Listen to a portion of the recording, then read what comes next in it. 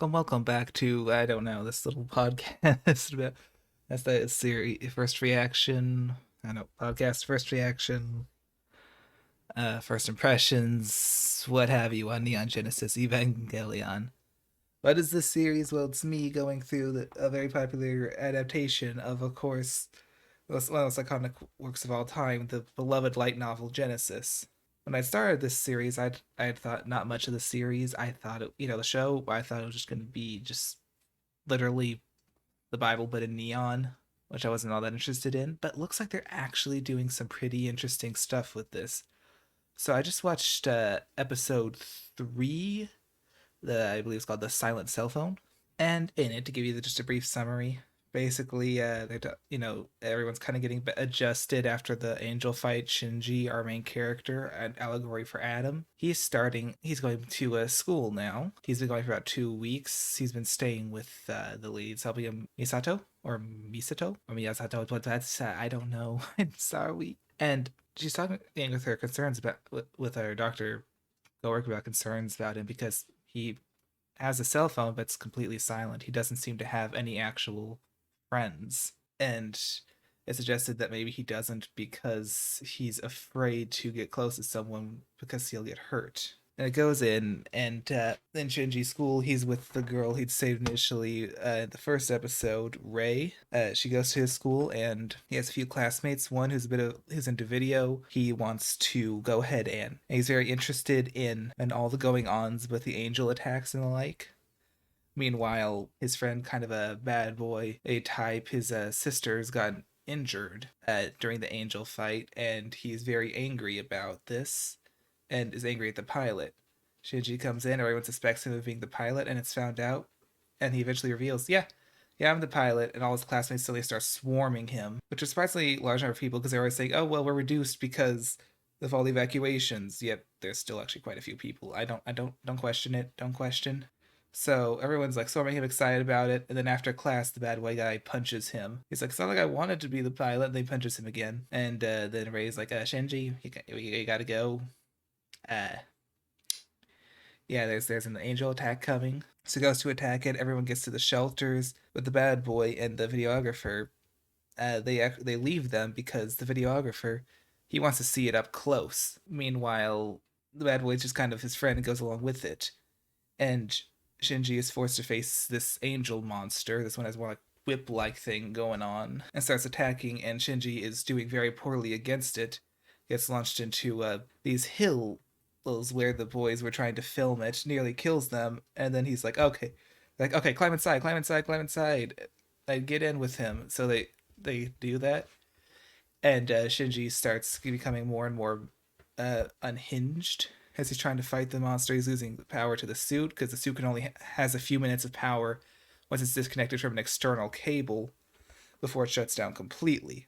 And well, he when he was launched into the shortly before being launched into the hills, he lost that cable. So he's starting to panic, and he pulls out a knife he'd mentioned he had earlier because he was trying to use some guns, but it didn't work. And when the guns didn't work, he'd panicked, which is why he got smacked around a lot. I probably should have mentioned that before rather than mention that after.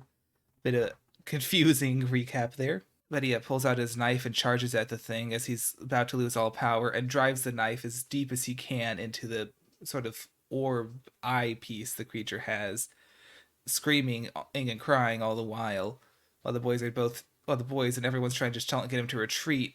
He instead kills the creature, and it dies at the same time that the Ava unit loses power.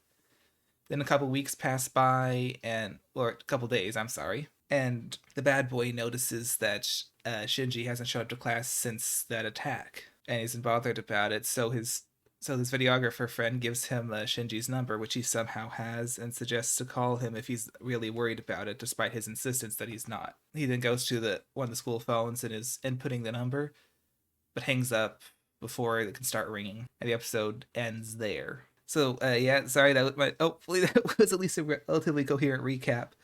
But I want to go over just a bit of some of the ideas here. Again, from what I'm getting from this part of it, it seems to be that these are the people, because if you remember in the story of Jacob and that's not Jacob and Esau. I'm so sorry, that's a little too soon for that.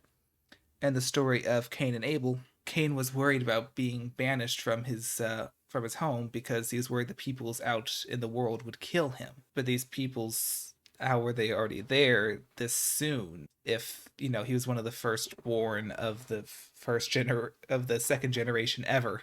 It seems to be those same people where they're even though he's continuing his defiance against uh God's banishment in the form of continuing to fight angels, Adam or Shinji is also forced to live amongst these cruel peoples. But unlike Cain, he doesn't have that protection and from God, so he's getting, I think, the tar beaten out of him.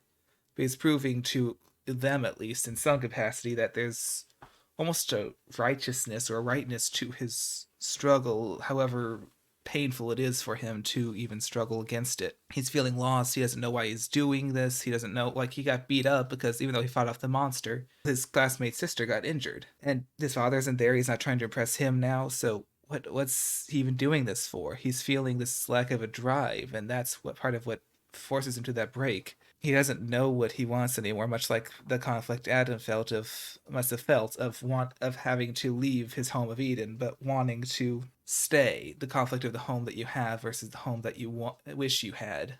Again, this is also a fight that perhaps Cain felt after killing Abel. He felt he had to leave his father's home. He had to leave everything he knew because of his sin, but he was now stuck amongst the people, still wishing he could have had the home that he once did.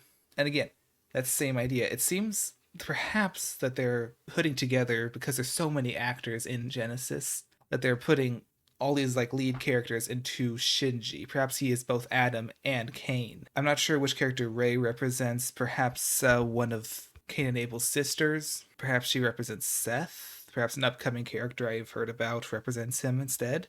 We'll be seeing more in that, but I haven't seen too much in the way of other symbolism that I feel is too relevant, except for, of course, there's like explosions, I think, that were in this episode of the previous one. Like, oh, hey, there's shape of a cross. Wow, crazy. Who could see this? I wonder if there's any kind of religious symbolism they're trying to go for. But there's one more thing I do want to note. Misato seems to actually have concern for him now. Concern for Shinji, I mean. Seems she's actually grown to care for him. Like I said, I'm not quite sure which character she's personally meant to represent, so I can't speak to what they're trying to say with that.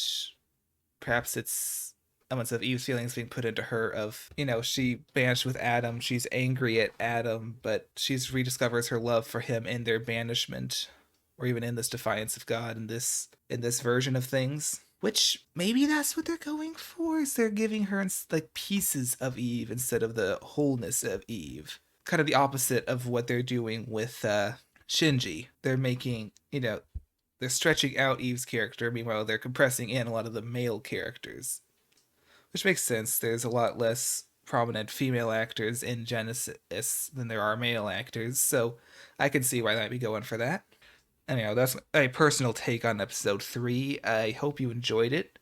Let me know your own theories, and if you can, in the comments or replies to if I tweet out a link to this, what have you. And thank you so much for listening.